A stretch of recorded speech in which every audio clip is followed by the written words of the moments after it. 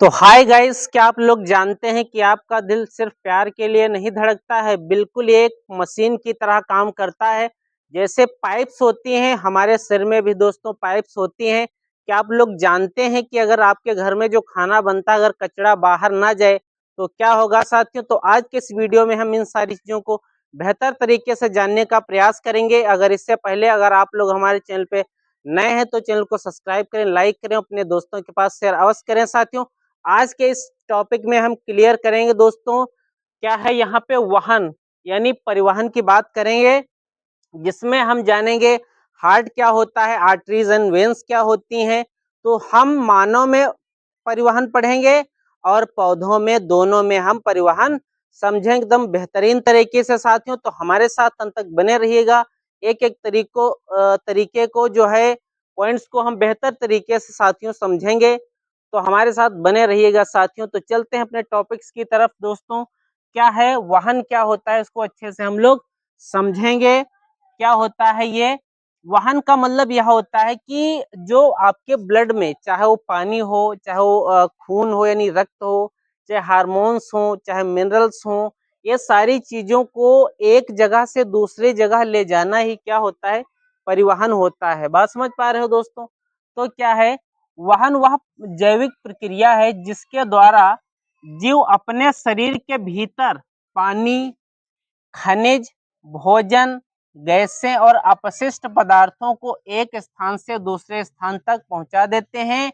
यही साथियों, यही मित्रों आपका कहलाता है क्या, वाहन कहलाता है, यानी जिसको हम एक दूसरे नाम से परिवहन के नाम से जानते हैं दोस्तों। क्लियर है यहाँ तक सभी को? आई होप आप लोगों को बेहतर समझ में आया होगा। अब हम बात करते हैं कि इसके जो टाइप्स होते हैं, प्रकार होते हैं, वो कितने होते हैं। इसके दो प्रकार होते हैं। पहला आपका होता है मानव में वाहन, है ना, परिवहन, और फिर होता है आपका पौधों में परिवहन। ठीक है। तो अब हम अगर बात करें दोनों की, तो हम पहले बात करेंगे मानव में परिवहन यानी वाहन की बात करेंगे। तो इसमें क्या होता है साथियों कि मानव में जो परिवहन होता है वो अलग टाइप से होता है। जैसे कि मानव में अगर हम बात करें तो मनुष्य में परिवहन वह प्रक्रिया है जिसमें क्या होता है, ब्लड यानी रक्त, है ना, जो ब्लड होता है, सिस्टम यानी रक्त तंत्र जो होता है के माध्यम से ऑक्सीजन को पहुंचाना, भोजन को पहुंचाना, है ना, मनुष्य में ये सारी चीजें होती हैं। क्लियर है। और हार्मोन का पहुंचाना, अपशिष्ट पदार्थों का, है ना, आदि क्या, शरीर के एक भाग से दूसरे भाग तक पहुंचाना, ये मानव में परिवहन होता है दोस्तों। क्लियर है यहाँ तक सभी को? तो आई होप ये चीजें आपको बेहतर समझ में आ रही होंगी। अब अगर हम बात करें कि मानव में जो परिवहन होता है उसके टाइप्स क्या होते हैं, तो अगर उसके टाइप्स की बात करें हम, तो ये होता है साथियों दो प्रकार का। एक होता है रक्त परिवहन तंत्र और दूसरा होता है आपका लसिका परिवहन तंत्र यानी लिम्फ ट्रांसपोर्टेशन और सिस्टम। ठीक है। तो ये चीजें यहाँ पर होती हैं। इसी तरीके से इसमें हमने बता दिया एक एक को, जो है बेसिक से हम जितना भी आपके टॉपिक में है, जितना आने वाला है पेपर में, हम सारी चीजें आपको बेहतर तरीके से समझा देंगे दोस्तों। तो अगर हम बात करेंगे पहले रक्त परिवहन तंत्र की, तो रक्त परिवहन तंत्र दोस्तों होता है आपका तीन घटकों से मिलकर बना होता है। ठीक है। पहला कौन सा होता है आपका, ब्लड यानी रक्त होता है। दूसरा आपका हृदय यानी हार्ट होता है। और तीसरा आपका रक्त वाहिकाएं होता है, जिसमें कि आर्टरीज एंड वेन्स आती है, मतलब जो नसें होती हैं और धमनियां, वो इसके अंतर्गत आती हैं। हार्ट को आप समझते हैं, ब्लड रक्त को आप जानते हैं। तो हम इसमें अगर बात करें तो इसमें क्या होता है, आर्टरीज एंड वेन्स होती हैं। क्या होती हैं? ये होती हैं भैया आपकी सिराएं और धमनियां होती हैं इसमें, है ना, धमनी जिसको हम बोलते हैं, ये चीजें इसमें। ठीक है। जो है इसमें ये चीजें यहाँ पर जो है होती हैं। बात समझ में आ रहा है सबको? तो ये सिराओं के अंतर्गत आता है। ठीक है। तो हम सारी चीजें बेहतर तरीके से समझते रहेंगे और अगले इसके पॉइंट की तरफ समझते हैं कि अगला पॉइंट इसका क्या आने वाला है। तो अगर हम पहले बात करेंगे ब्लड की, उसके बाद बात करेंगे हार्ट के बारे में, और एंड देन बात करेंगे जो है हम सिराओं के बारे में बात करेंगे साथियों। ठीक है। यहाँ तक क्लियर है सभी को? लोग ब्लड को अच्छे तरीके से समझेंगे, ब्लड के सारे फीचर हम लोग जानेंगे कि आखिर में ब्लड का हमारे शरीर के लिए क्या महत्व होता है दोस्तों। तो उसको हम लोग समझते हैं ब्लड के बारे में बेहतरीन तरीके से। क्या होता है साथियों, जो ब्लड होता है एक जो है तरल संयोजी ऊतक होता है, यानी कनेक्टिव टिश्यू। ठीक है, हमने टिश्यू बता दिए हैं। जिन लोगों को नहीं पता है कि कनेक्टिव टिश्यू क्या होते हैं, आप लोग जाइएगा, हमने कक्षा 9 में पढ़ा दिया है टिश्यू अच्छे से। हमने उसमें प्लांट टिश्यू और एनिमल टिश्यू सब कुछ बताया है अच्छे से। जिन लोगों को नहीं पता है क्या होता है जाके देख सकता है। ठीक है, फिर क्या होता है, एक तरल संयोजी कनेक्टिव टिश्यू होता है ना। और क्या करता है, केवल रक्त वाहिकाओं व हृदय तक सीमित रहता है। जो ब्लड होता है, जो ब्लड वेसल्स होती हैं, ब्लड वेसल्स कौन कौन सी होती हैं, जैसे हमने आपको बताया आर्टरीज यानी धमनियां और शिराएं, ये आपकी ब्लड वेसल्स होती हैं। और हार्ट यानी जो दिल होता है, बस समझ पा रहे हो क्यों धड़कता है दिल, है ना।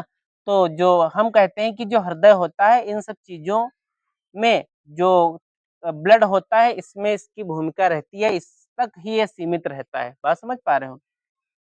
अब अगर हम बात करें कि ब्लड जो होता है उसके जो पार्ट होते हैं कौन कौन से होते हैं, बात समझ पा रहे हो। जो ब्लड होता है उसके कौन कौन से पार्ट होते हैं या वो किन किन चीजों से मिलकर के बना होता है, बात समझ पा रहे हैं यहाँ तक। तो ब्लड के जो मुख्य घटक होते हैं वो 3 होते हैं। कौन कौन से, ब्लड के मुख्य 3 घटक होते हैं। पहला आपका यहाँ पर हमने आपको बताया जो है प्लाज्मा, क्या बता दिया यहाँ पे, प्लाज्मा। अब प्लाज्मा के बारे में अगर हम बात करें तो प्लाज्मा जो होता है वह रक्त का तरल भाग होता है। बात समझ पा रहे हो, जो कि जो आप ब्लड होता है यानी जो ब्लड होता है, बात समझ पा रहे हो, जैसे ये ब्लड है तो ब्लड का लगभग कितना, लगभग 55 मतलब आधे से थोड़ा ज्यादा, मतलब 55% जो ब्लड का हिस्सा रहता है, बात समझ पा रहे हो, वो रहता है आपका प्लाज्मा का। बात समझ पा रहे हो। ठीक है, कभी कभी किसी लोगों के डिजीज वगैरह हो जाती हैं तो जब प्लेट्स कम हो जाते हैं तो प्लाज्मा दिया जाता है, हम उनकी अभी बात करेंगे। ठीक है, प्लेटलेट्स की भी बात करेंगे, इसी के अंतर्गत आता है साथियों। तो लगभग कितना होता है, 55% हिस्सा होता है रक्त का जो कि लिक्विड फॉर्म में होता है, तरल भाग होता है। इसमें लगभग 90 से 92% क्या होता है, पानी यानी जल होता है, और प्रोटीन होती है, ग्लूकोज होता है, हार्मोन्स होते हैं, लवण होते हैं और अपशिष्ट पदार्थ जो है घुले रहते हैं। यहाँ तक सबको समझ में आ रहा है। यानी 55% में क्या क्या पाया जाएगा, पानी पाया जाएगा यानी जल, प्रोटीन पाया जाएगा, ग्लूकोज पाया जाएगा, हार्मोन्स पाया जाएगा, लवण पाए जाएंगे और अपशिष्ट पदार्थ भी इसी के अंतर्गत पाया जाता है। क्लियर है यहाँ तक सभी को। फिर अगर हम बात करें तो यह हल्के पीले रंग का होता है। जो आपका प्लाज्मा होता है हल्के पीले रंग का होता है, वो क्षारी होता है। कैसा होता है, क्षारी होता है दोस्तों। जिसका पीएच अगर हम बात करें, पीएच कितना होता है तो 7.4 होता है। किसका, किसका, ब्लड का यही पीएच होता है, इसी के अंतर्गत आता है। क्लियर है ना। क्षारी होता है पीएच। कभी कभी पेपर में पूछता है, एक नंबर में ऑब्जेक्टिव में पूछ लेता है कि ब्लड का पीएच क्या है, तो अपने ऑप्शन दिए रहते हैं, आपको सही जवाब दे देना होता है दोस्तों। क्लियर है। अगर हम काम की बात करें कि प्लाज्मा का काम क्या होता है, तो पोषक तत्व को ले जाना, है ना, और हार्मोन्स अपशिष्ट पदार्थ का वहन करना और शरीर का तापमान जो है कंट्रोल करना, ये काम होता है प्लाज्मा का। बात समझ पा रहे हो। यहाँ तक क्लियर है सभी को। आई होप ये चीज आपको बेहतर समझ में आई होगी। अगर किसी प्रकार की दिक्कत है तो आप हमें डाउट जो है अगर हो तो आप हमें कमेंट में बताइएगा डाउट अपना। ठीक है। और अगर दूसरे पॉइंट की बात करें तो अगर दूसरा घटक की अगर हम बात करें तो ये होता है कणिकाएं यानी ब्लड वेसल्स। ये क्या होती हैं, है ना, ब्लड कार्पल्स। ये क्या होती हैं दोस्तों, ब्लड कार्पल्स। कार्पल्स का मतलब ये होता है कि ब्लड के अंतर्गत जो आपकी जैसे आरबीसी आती हैं, मतलब लाल रक्त कणिकाएं, जिनको हम एरिथ्रोसाइट के नाम से भी जानते हैं। एरिथ्रो, अगर कभी कभी पेपर में पूछ लेता है कि जो लाल रक्त कणिकाएं उनका दूसरा नाम क्या है, तो एरिथ्रोसाइट्स होता है। क्लियर है। और इनका इसके अलावा इसमें कणिकाओं में आता है आपका आरबीसी हमने बता दिया, फिर डब्ल्यूबीसी आता है, मतलब व्हाइट ब्लड सेल्स यानी श्वेत रक्त कणिकाएं, जिनको हम ल्यूकोसाइट कहते हैं। क्या कहते हैं, ल्यूकोसाइट कहते हैं। उसको भी हम अच्छे से अभी समझेंगे। उसके अलावा जो थर्ड इसका पॉइंट आता है कणिकाओं में, वो आता है प्लेटलेट्स, जिसे हम कहते हैं थ्रोम्बोसाइट्स कहते हैं। क्या कहते हैं, थ्रोम्बोसाइट्स कहते हैं। तो हम सबको बेहतर तरीके से समझेंगे और एकदम अच्छे तरीके से समझेंगे साथियों, ठीक है। तो लाल रक्त कणिकाएं क्या होती हैं? तो वे कोशिकाएं जो हीमोग्लोबिन नामक लाल वर्णक से भरी रहती हैं, जो ब्लड वेसल्स होती हैं, जो है ना, जो लाल रक्त कणिकाएं होती हैं और सेल्स यानी होती हैं, उनमें क्या होता है, उनमें हीमोग्लोबिन नाम का एक लाल वर्णक होता है, पिगमेंट होता है, जिससे वो भरी रहती हैं। बात यहाँ तक क्लियर है सभी? अगर इनके संरचना की बात करें, मतलब जो लाल रक्त कणिकाएं होंगी, उनकी जो आकृति होगी, जो आकार होगा, कैसा होगा, तो ये कैसी हो सकती हैं? ये भैया गोल हो सकती हैं। बात समझ पा रहे हो? ये गोल हो सकती हैं, ये उभयावतल हो सकती है, मतलब कि ऐसे जाके थोड़ा सा ऐसे हो सकती हैं। बात समझ पा रहे हो? इस तरीके से हो सकती हैं। उभयावतल का मतलब होता है जो उभयतल होता है, इस टाइप से, है ना, ऐसे हो सकती हैं, या बीच में धसी हो सकती हैं। बात समझ पा रहे हो? बीच में धसी हो सकती है, इस तरीके से, है ना। तो इस तरीके से इनके साइज होते हैं, इनके आकार होते हैं। क्लियर है यहाँ तक सभी को? कोई दिक्कत? तो हमने क्या बताया कि गोलकार हो सकती हैं, बीच में धसे या उभयवत, है ना, उभयवतल की तरह से हो सकती हैं। क्लियर है? अगर इनकी संख्या की बात करें कि पुरुषों में इनकी संख्या क्या होगी, तो लगभग पुरुषों में 50 लाख से 55 लाख के बीच में हो सकती है इनकी संख्या प्रति घन मिलीमीटर के अनुसार, ठीक है। और अगर हम स्त्रियों में बात करें कि महिलाओं में इनकी संख्या क्या होगी, तो 45 से 50 लाख प्रति घन मिलीमीटर होगी, ठीक है। यहाँ तक क्लियर है सभी को? कोई दिक्कत नहीं होना चाहिए। अगर हम कब इसमें क्या क्या होते हैं, तो अगर हम बात करें निर्माण के समय क्या होता है, लाल रक्त कणिकाओं में केंद्रक सहित सभी कोशिकांग होते हैं। माइटोकॉन्ड्रिया है, गोल्जी बॉडी है, सेंट्रोल है ना, ये सब कोशिकांग उपस्थित होते हैं। लेकिन लेकिन क्या होता है, बाद में जब एडल्ट्स आते हैं, मतलब जब एडल्ट्स हो जाते हैं ना, तो ये सारी चीजें डिसअपीयर्ड यानी गायब हो जाती हैं या लुप्त हो जाती हैं। और अगर हम बात करें कि लाल रक्त कणिकाएं जो होती हैं, उनका निर्माण कहाँ होता है, तो लाल रक्त कणिकाओं का निर्माण दोस्तों जो एडल्ट होते हैं, यानी जो जवान वयस्क होते हैं, ठीक है, उनका उनके जो है निर्माण होता है बोन मैरो, यानी जिसको हम लोग कहते हैं अस्थि मज्जा, यानी बोन मैरो को हम क्या कहेंगे, बोन मैरो को हम कहेंगे अस्थि मज्जा, ठीक है। अस्थि मज्जा यानी बोन मैरो में होता है। जो एम्ब्रियो होता है, यानी जो माताएं या बहनें जिनके गर्भ में बच्चा पल रहा होता है, उनमें कहाँ निर्माण अगर होता है बात करें, तो लीवर में होता है, माताओं बहनों के, है ना, गर्भ में जब बच्चा होता है, लीवर में आरबीसी का निर्माण होता है, या फिर स्प्लीन यानी प्लीहा में इसका निर्माण होता है, यानी ये होता है। यहाँ तक क्लियर है? अगर हम बात करें कि इनका जीवन कितने दिन का होता है, कितने बाद ये डेड हो जाती है, मर जाती हैं, दोबारा बनती हैं, तो 120 दिन का इनका जीवन होता है। अगर हम बात करें तो लगभग 4 मंथ की, है ना, 4 मंथ का इनका जो है जीवन होता है।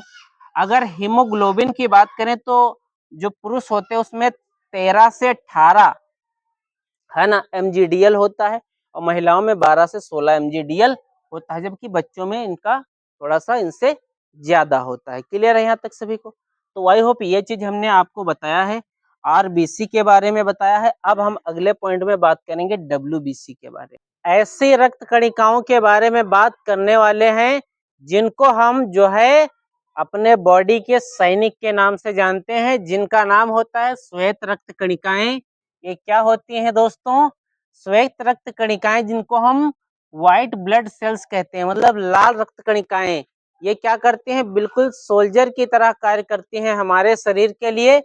तो वे कोशिकाएं जिनका मुख्य कार्य क्या होता है, शरीर को संक्रमण से बचाना, यानी जो इन्फेक्शंस होते हैं उनसे बचाने का काम जो करती हैं, वो कौन सी कोशिकाएं होती हैं? डब्ल्यूबीसी, जिनको हम व्हाइट ब्लड सेल्स कहते हैं। बीमारियों से बचाती हैं ये हमको। इनमें हीमोग्लोबिन भैया लाल जो वर्णक होता है इनमें नहीं पाया जाता है। और क्या होता है, इन्हें हम ल्यूकोसाइट भी कहते हैं। क्या कहते हैं? हमने आपको बताया था, इनको हम ल्यूकोसाइट भी कहते हैं। इनकी अगर हम संरचना की बात करें, स्ट्रक्चर की बात करें, तो इनका आकार जो होता है वो आरबीसी से क्या होती है, थोड़ा सा बड़ी होती है। बात समझ पा रहे हो? बड़ी होती है। और क्या होता है इनमें नाभिक जो होता है मौजूद रहता है। अक्सर क्या होता है अनियमित आकार का होता है, मतलब जो न्यूक्लियस रहता है वो उसका जो साइज होता है कोई फिक्स नहीं होता है। रंगीन साइटोप्लाज्म के तौर पर ये होती हैं। और अगर हम इसके मोमेंट की बात करें तो अमीबॉइड मोमेंट होता है। जो अमीबा जिस तरीके से गति करता है उस तरीके से इसमें गति होती है, यानी ये अपनी जगह बदलती हैं। और अगर हम संख्या की बात करें तो संख्या क्या होता है लगभग 4000 से 11000 प्रति माइक्रोलीटर इनकी संख्या होती है। क्लियर यहाँ तक सभी को। अगर हम इनके निर्माण की बात करें तो बोन मैरो में होता है, कुछ जो होते हैं वो लसिका और प्लीहा में भी, स्प्लीन वगैरह में भी इनका जो है निर्माण हो जाता है। क्लियर है यहाँ तक सभी को। अगर हम इनके जीवन की बात करें तो कुछ घंटों का या कुछ दिनों का होता है। बात समझ पा रहे हो, कुछ दिनों का या कुछ घंटों का होता है। और अगर हम इनके मुख्य प्रकार की बात करें तो वे कौन कौन से होते हैं, जैसे आप लोग जब आप के डिजीज मलेरिया होता है ना, मलेरिया जब किसी के बीमारी होती है तो डॉक्टर्स जो होते हैं वो कहते हैं कि आप एक सीबीसी करवा लाइए, है ना, सीबीसी करवाइए या कहते हैं मलेरिक जांच करवाइए। तो जब आप करवाते हैं तो उसमें कणिकामय यानी जिसको हम ग्रेनुलोसाइट्स कहते हैं, और ये साइटोप्लाज्म में दाने के रूप में पाए जाने वाले होते हैं। कैसे दाने के रूप में? उसमें कौन कौन से आते हैं? 3 आते हैं। आपको जब आप रिपोर्ट लाइएगा तो उसमें देखिएगा, ठीक है, कौन कौन से आपको न्यूट्रोफिल्स होते हैं। इनका काम क्या होता है, ये व्हाइट ब्लड के अंतर्गत ही आते हैं, जो बैक्टीरिया और फंगस को नष्ट करने का काम करते हैं। कौन से? न्यूट्रोफिल्स, जो कि व्हाइट ब्लड के अंदर होते हैं। और किसमें होते हैं? कणिकामय में होते हैं, जिनमें दाने के तौर पर जो है पाए जाते हैं, उसके अंतर्गत ये आते हैं। फिर आपका आता है इयोसिनोफिल। ये क्या होता है इयोसिनोफिल? इसमें क्या होता है एलर्जी किसी के हो जाती है, परजीवी संक्रमण अगर हो जाता है तो उससे लड़ते हैं, उनको मार गिराने का काम ये साथियों करती हैं। फिर उसके अलावा बेसोफिल आता है। इसका काम क्या होता है? हिस्टामिन छोड़ती हैं और सूजन प्रतिक्रिया में मदद करती हैं। किसी की सूजन अगर बढ़ जाती है तो उनके लिए ये जो आपका बेसोफिल है, अगर ये घट जाता है तो व्यक्ति की सूजन आ जाती है ना, बढ़ जाता तो भी दिक्कत होती है। तो इसका नॉर्मल रेंज रहना चाहिए, वो आपको रिपोर्ट में देखने को मिलता है।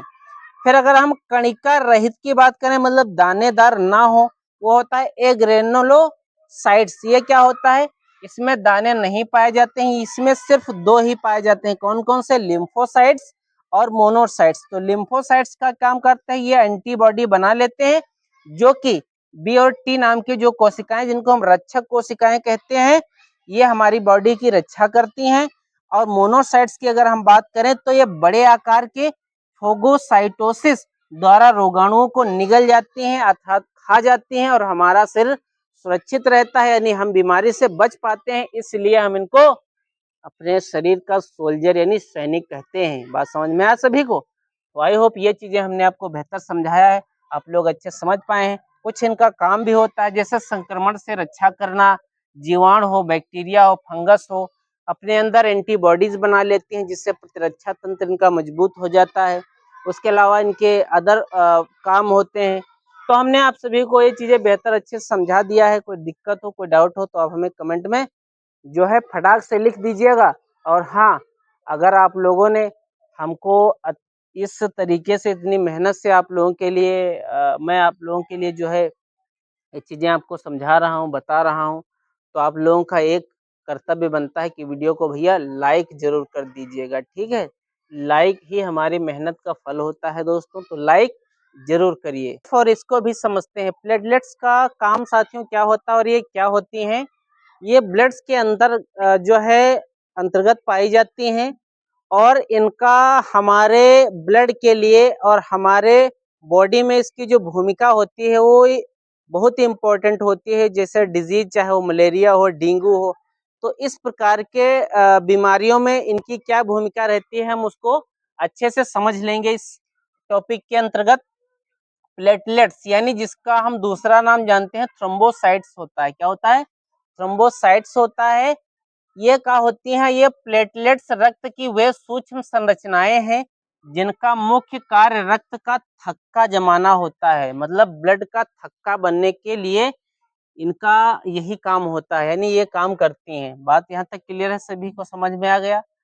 जिससे चोट लगने पर अधिक रक्त स्त्राव मतलब अधिक ब्लड ना निकले, इसलिए ये थक्का बना देती हैं। बात समझ पा रहे हैं यहाँ तक। अगर हम इसके संरचना की बात करें तो ये, अगर आकार की बात करें तो 2 से 4 माइक्रोमीटर होती है, मतलब बहुत छोटी। और ये आरबीसी से बहुत छोटी होती है। मतलब आरबीसी रेड ब्लड कार्पल्स या रेड ब्लड सेल्स, हमने उस उधर थोड़ा सा एक पॉइंट छोड़ दिया था, उसको भी यहाँ पर कवर करते चल रहे हैं। हमने बताया था कि जो आरबीसी होता है, आरबीसी है ना, इसमें हमने बताया था कि जब किसी भी व्यक्ति का जन्म होता तो उस समय सारे ऑर्गन्स पाए जाते हैं, जो कोशिकांग होते हैं वो पाए जाते हैं। लेकिन जब एडल्ट हो जाता है तो उसके अंतर्गत जो है वो सारे कोशिकांग लुप्त हो जाते हैं। लेकिन एक लामा एक होता है, लामा जीव होता है, और जो ऊंट होता है, ऊंट यानी कैमल जिसको बोलते हैं, ठीक है, ऊंट, इसके अंतर्गत जो है आरबीसी के अंतर्गत क्या पाया जाता है, न्यूक्लियस पाया जाता है। क्या? न्यूक्लियस यानी केंद्रक जिसको हम कहते हैं, ये उसके अंतर्गत पाया जाता है। कभी कभी ऑब्जेक्टिव में पूछ लेता है, तो ये चीज भी आप लोग याद रखिएगा अच्छे तरीके से, ठीक है। तो हम फिर आ गए हैं अपने पॉइंट की तरफ। ये क्या होते हैं, अनियमित होता है, कोई साइज इनका फिक्स नहीं होता है, इनका कोई रंग नहीं होता है।